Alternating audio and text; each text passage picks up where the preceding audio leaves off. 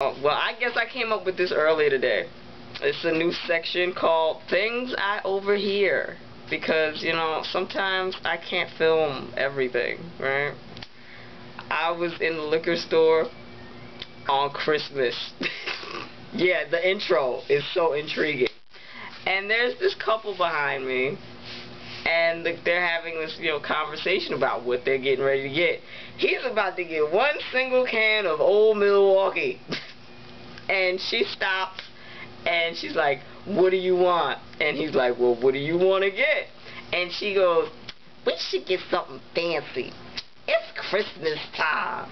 And he goes, "Okay, you right." Meanwhile, the woman behind the counter is running back and forth, and she barely speaks English and kind of seems to have an attitude at all times. I mean, she even got an attitude even when you speak in Spanish. There's something's going on with this old lady. I'm not too particular about this broad.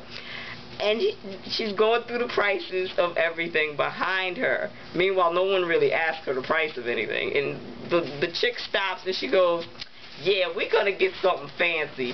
Give me a case of Coors Light." I immediately stop what I'm doing and go, "Oh my God. Yo, since when has Coors Light become fancy? I mean, I know it's fancier than Old Milwaukee, but one, that ain't liquor, it's beer. I don't believe they're categorized as the same thing.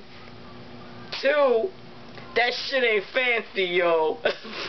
Coors Light ain't fancy. If I have seen it on TV in the 90s, it's not fancy. It's basic, it's American, it's regular. A Heineken is like a step up. Okay, a Corona is a step above that. Maybe you could get some Dos Equis or some Samuel Adams or some shit if you want to get fancy. But yo, Coors Light ain't fancy.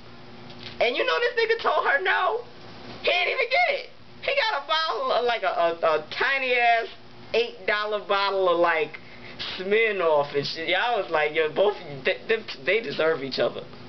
But that's just, some shit I overheard.